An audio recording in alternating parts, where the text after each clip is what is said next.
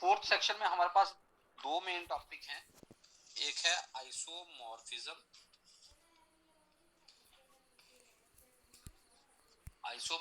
का, और दूसरा टॉपिक है हमारा आइगन वैल्यू, आइगन वेक्टर का।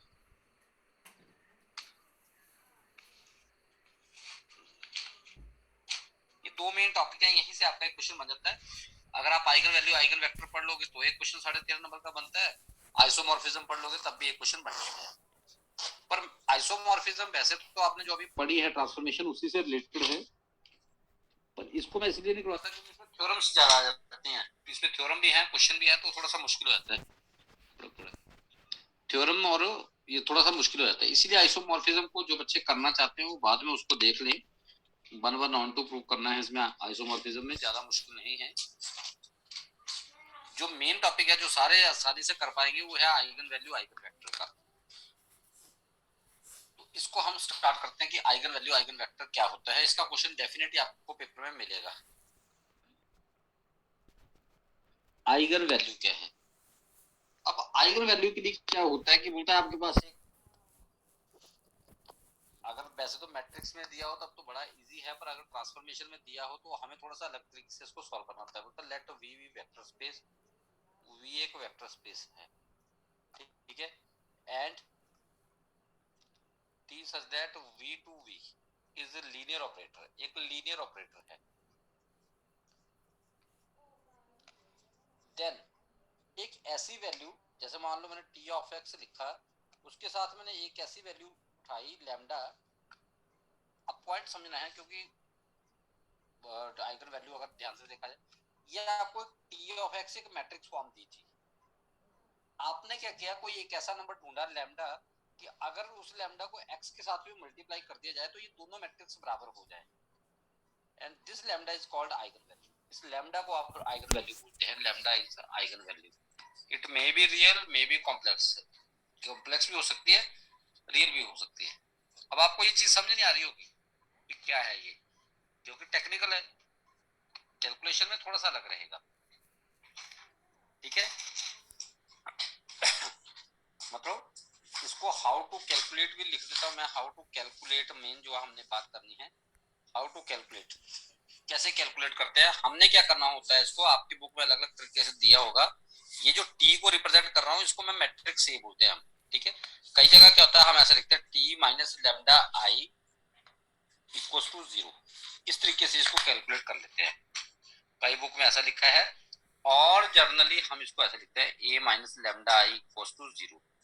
डिटर्मिनेंट निकालना है और उसको इक्वेट कर देना है 0 से। समझा की बात? इस पॉइंट पे फोकस करना है आपने main. Determinant, this is not modulus, this is determinant of A minus lambda I equal to 0 eigen value के लिए, ठीक है। इसको हम करेक्टरिस्टिक वैल्यू भी बोलते हैं, करेक्टरिस्टिक या स्पेक्ट्रल या लेटेंट, ये सारे नाम है इसके। करेक्टरिस्टिक भी लिख सकता है वो पेपर में, स्पेक्ट्रल भी लिख सकता है, लेटेंट भी लिख सकता है, ठीक है। पॉलिनोमियल, पॉलिनोमियल वर्ड यूज करेगा अगर वो, तो पूरा टॉपिक मैं पहले समझा दूंगा फिर आपका ये। अगर उसने पॉलिनोमियल वर्ड यूज किया है then you have to find only A minus lambda I, no need to equate it with 0। सिर्फ आपने A minus lambda I find out करना है, जो भी आ जाएगा उसको हम पॉलिनोमियल बोलते हैं। ये मैं ठीक लगा रहा हूँ, जब मैं स्क्रीनशॉट शेयर करूंगा तो आपने इसको देखना है कि क्या लिखा है मैंने। आता है पेपर में क्वेश्चन, कई बार आइगन वैल्यू का क्वेश्चन आता है, कई बार आता है आइगन पॉलिनोमियल बताए या करेक्टरिस्टिक पॉलिनोमियल बताए, तो just you have to find A minus lambda I. और अगर हमें आइगन वैल्यू बोली है, उसने वैल्यू वर्ड यूज कर दिया है या करेक्टरिस्टिक लिख दिया है, करेक्टर स्टिक वैल्यू लिख दी है, तब हम उस केस में A minus lambda I equal to 0 करेंगे, तो हमारे पास लेमडा की वैल्यू आएगी, ठीक है। वैल्यूज ऑफ लेमडा, ये क्लियर होगी बात कि आइगन वैल्यू क्या होती है। अब आता है आइगन वेक्टर। आइगन वेक्टर तभी कैलकुलेट होते हैं जब आइगन वैल्यू आएगी। बिना आइगन वैल्यू के आइगन वेक्टर आप कैलकुलेट नहीं कर सकते, इसीलिए आपको आइगन वैल्यू को कैलकुलेट करना होता है, मतलब ये करना ही पड़ेगा। फिर हर एक आइगन वैल्यू के कॉरस्पॉन्डिंग एक वेक्टर होता है, हर एक आइगन वैल्यू का एक अलग अलग वेक्टर होता है। ऐसा नहीं है कि एक आइगन वैल्यू आ गई उसके वेक्टर सेम आना शुरू हो जाए। तो फिलहाल इसमें एक दो थ्योरम्स हैं, थ्योरम मैं अभी नहीं करवाऊंगा क्योंकि अभी नेचुरल सी बात है कि रात का टाइम है, थोड़ा सा बच्चे कैलकुलेशन वर्क पे ज्यादा ध्यान देते हैं, थ्योरम करवाऊंगा तो बोर ही होंगे। तो इसीलिए मैं इसका पहले क्वेश्चन बता दूंगा आपको कि क्वेश्चन कैसे कैलकुलेट करते हैं, और अगर क्वेश्चन समझ आ जाए तो आइगन वेक्टर अभी निकाल लोगे आप।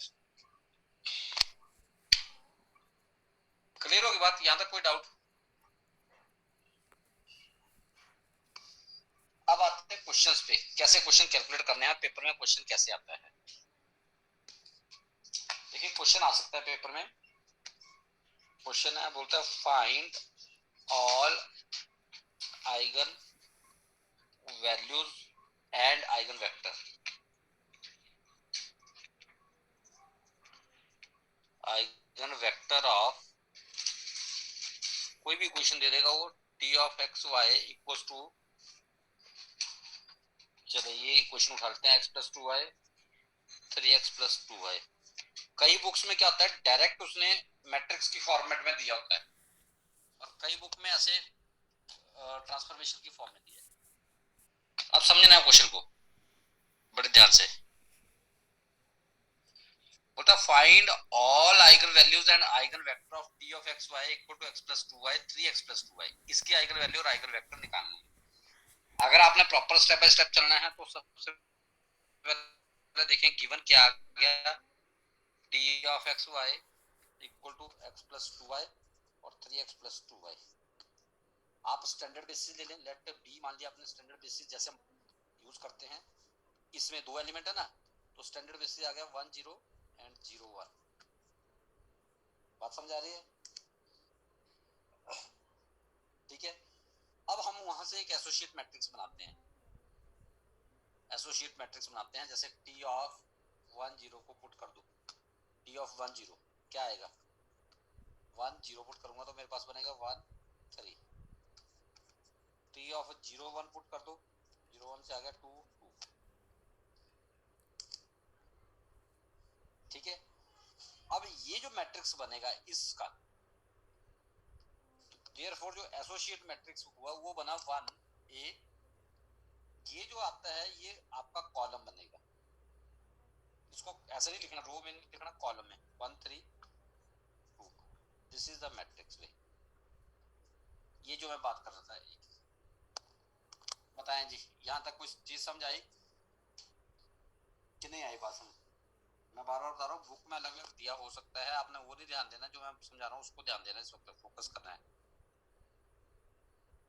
और कई बार मैं बताता हूँ ये तुक्का कि अगर आपको ये कुछ भी समझ नहीं आ रहा, ये वाली चीज नहीं समझ आ रही, तो इनके कोफिशिएंट्स का मैट्रिक्स बना लो।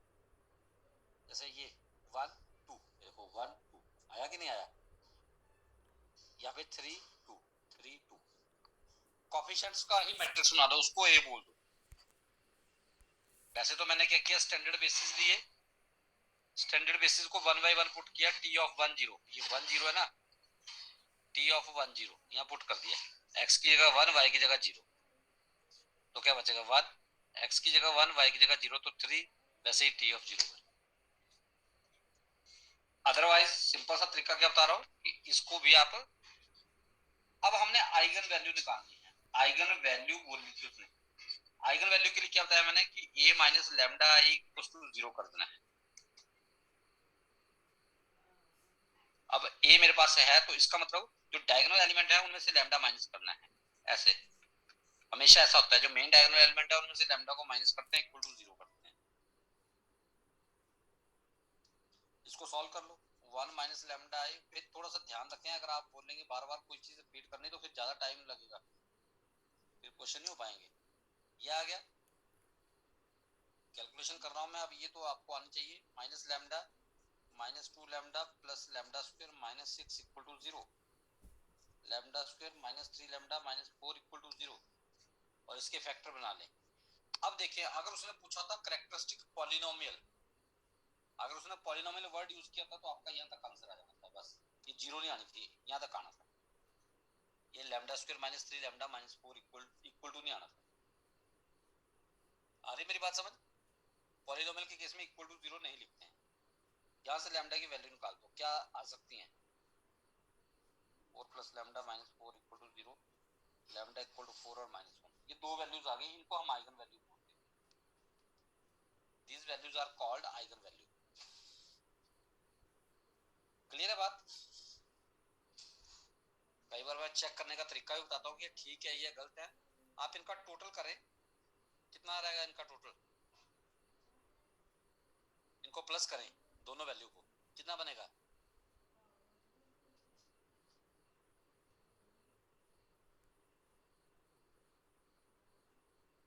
ओ भाई क्लास में होते हो कि सो गए होते हैं? पेपर आपके लगे हैं, बोल मैं रहा हूँ, फिर आपको परेशान। कितना आ रहा है टोटल तो बोलो। 3 आया, इनका टोटल 3 आ रहा है, तो आप वैसे ही इस मैट्रिक्स के डायगोनल को प्लस करना है। अगर उसका टोटल भी 3 होगा तो आपका आंसर ठीक है, इसका मतलब। ठीक है, ये चेक करने का तरीका बता रहा हूँ, साथ में बोलते भी रहा करो, रिस्पॉन्स दिया करो। लैम्डा आ गया मेरे पास दो वैल्यूज, 3 आ गया ना। वैसे आपने डायगोनल को चेक कर लेना, मेन डायगोनल को चेक करना है, उसका सम भी बराबर आना चाहिए। इसका मतलब यहाँ तक हमारा क्वेश्चन ठीक है। अगर आइगन वैल्यूज पूछे तो यही क्वेश्चन खत्म कर देंगे। अब आइगन वेक्टर, आइगन वेक्टर कैसे निकालते हैं? आइगन वेक्टर पे आप लिखते हो ax equal to lambda x, ऐसे लिखते हो, और फिर इसको लिखते हो a minus lambda I of x equal to 0। यहाँ पे डिटर्मिनेंट नहीं लगाएंगे, a minus lambda x equal to 0 ऐसे लिख रहा हूँ मैं मैट्रिक्स, देखो डिटर्मिनेंट नहीं है। करना क्या है, अलग अलग वैल्यू के लिए अलग अलग वेक्टर निकलेगा।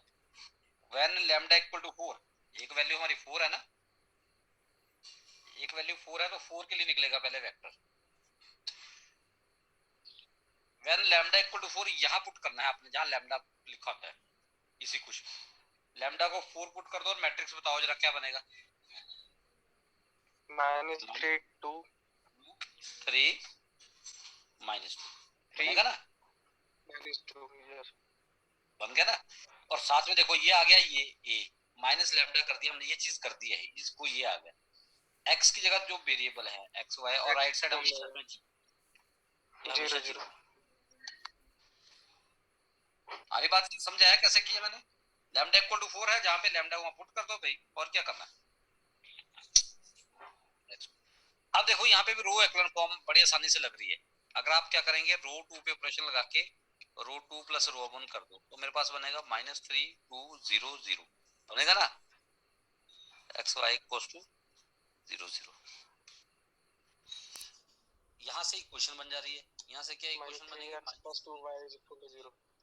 हाँ, -3x + 2y = 0 equal to 0, very good. अब x या y को किसी फॉर्मेट में निकाल दो, x क्या आ जाएगा 2y। आपने देखा कि x जो है आपका y की फॉर्मेट पे आ रहा है, तो आपका जो एक आइगन वेक्टर आ गया वो xy होता है। x की जगह ये लिख दो 2y 3y, और y की जगह y लिख दो, तो सवेरे मैंने बताया था इसके बारे में, तो ये आ गया 2y 3 1 y, तो ये एक आपका आइगन वेक्टर आ गया। बोले कोई डाउट यहाँ पर? x यहाँ से निकाला, इसी क्वेश्चन से x निकाल दिया, यहाँ हमेशा हम x y लिखते हैं। अब x क्या आया है, x y की फॉर्मेट में आया है 2/3y, और y को y रखा है, y थोड़ी चेंज किया हमने कहीं पर भी, y कॉमन निकाल दिया, ये एक आइगन वेक्टर आ गया। और 100% क्वेश्चन आएगा पेपर में। अब चलें व्हेन लैम्डा इक्वल टू -1 है ना, अगला व्हेन लैम्डा इक्वल टू -1 तो क्या होगा। अब लैम्डा इक्वल टू -1 यहाँ पुट कर दो, तो क्या बनेगा मैट्रिक्स, ये 2 2 3 3 1 1 2 2 3। हाँ वेरी गुड। अब देखो यहाँ पे बड़ा क्लियर दिख रहा है कि हमें ये चीज 0 हो सकती है, ये लाइन दूसरे वाली लाइन 0 हो सकती है। कैसे, क्या ऑपरेशन लगाएंगे, बोले जल्दी, इसको 0 बनाना तो क्या ऑपरेशन लग सकता है। 3r1 - 2r 2r2 -3r1, हाँ शाबाश, 2r2 -3r1 इसमें लगा रहे हैं ना ऑपरेशन, इस पे अल्टीमेटली बचेगा क्या 2 2 0 0 एक्स वाई इक्वल टू 0 0। अब आपके पास वेक्टर आ जाएगा, अब आपको आगे कर लोगे। क्या इक्वेशन बन रही है यहाँ पे? यहाँ पे क्या इक्वेशन बनी?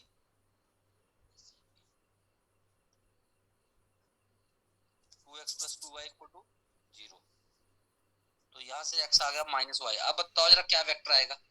देखो जगह की वजह से मैंने पूरा ये सॉल्व कर दिया। x equal to minus y आया, तो वेक्टर क्या बनेगा आपका? तो -1,1।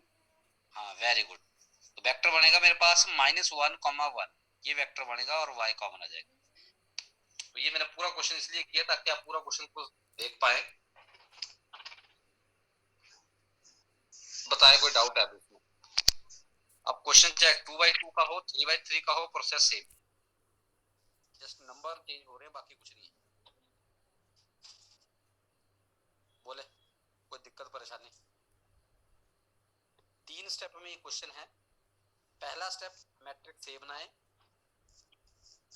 दूसरा स्टेप डायगोनल एलिमेंट में से लैम्डा माइनस कर दें, 1 माइनस लैम्डा, जो भी डायगोनल एलिमेंट दिए 2 माइनस लैम्डा, ऐसे 3 उसको सॉल्व कर दें और लैम्डा की वैल्यूज निकाल दें। ये दूसरा स्टेप है। इन वैल्यूज को, जो भी लैम्डा की वैल्यू आएंगी उनको हम आइगन वैल्यू बोलेंगे। फिर 1 बाय 1 एक एक वैल्यू को पुट करते जाए। जैसे लैम्डा इक्वल टू 4 है, उसमें लैम्डा की जगह पुट कर दो तो मैट्रिक्स बन जाएगा। मैट्रिक्स बन जाएगा, उसको सॉल्व करके, जैसे डायमेंशन वाला सवेरे में बता रहा था, डायमेंशन वाले ऐसे क्वेश्चन किए थे हमने, वहां से एक निकाल, वो एक आइगन वेक्टर आ गया। फिर लैम्डा -1 पुट कर दो, वहां से दूसरा आ गया। इस तरीके से ये कंटिन्यूअसली चलता रहेगा।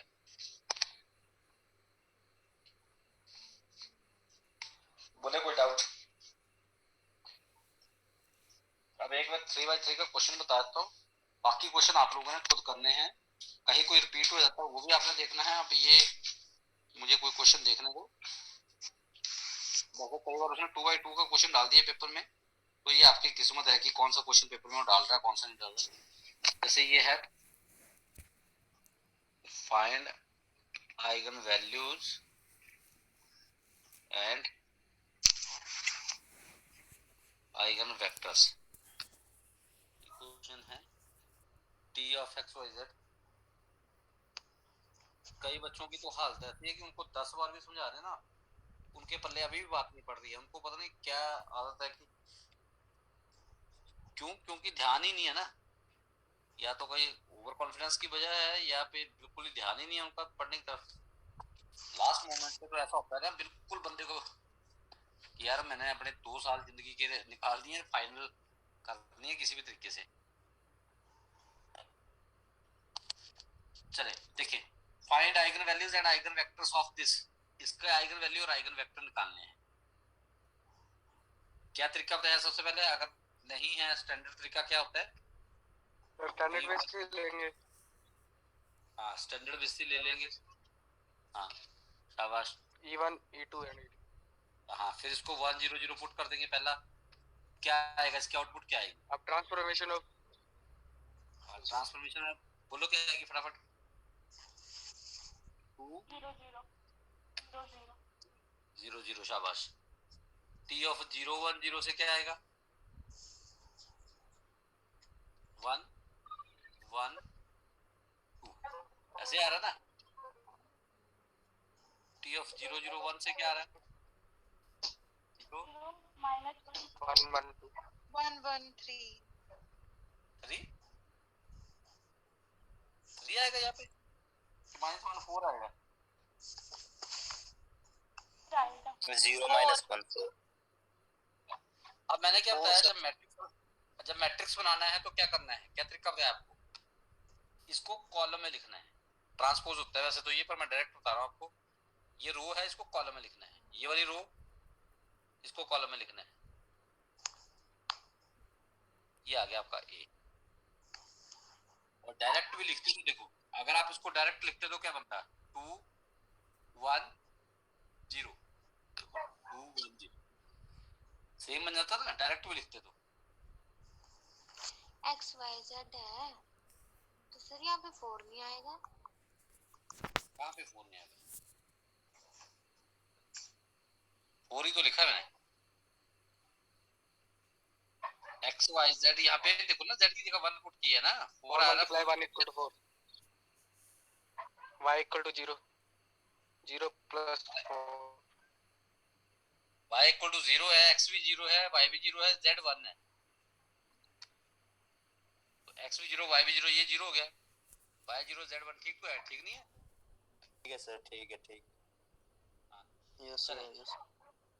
अब हमने आइगन वैल्यू निकालनी है, तो आइगन वैल्यू के लिए क्या बता रहा हूँ डायरेक्ट, क्या करें, डिटरमिनेंट लगाएं, Determinant A minus lambda I. ऐसे इक्वल टू 0 कर दे डायगोनल में से। अब इसको सॉल्व कर लो डिटरमिनेंट को, 2 minus lambda into 1 minus lambda 4 minus lambda 2 into minus 1 कितना आएगा, +2 हो जाएगा। ये -1 के रिगार्डिंग सॉल्व करो, ये 0 ये 0, नहीं -1 के रिगार्डिंग ये 0 ये 0, ठीक है, अगला तो 0 ही आ रहा सारा। तो अब ये तो कैलकुलेशन है, अब आप बोलेंगे कि ये भी बताओ, तब तो फिर टाइम वेस्टेज है। अब ये आ गया 4 माइनस कितना बनेगा, ये माइनस लैम्डा -4 लैम्डा -5 लैम्डा आ गया, plus lambda square plus 2 equals to 0।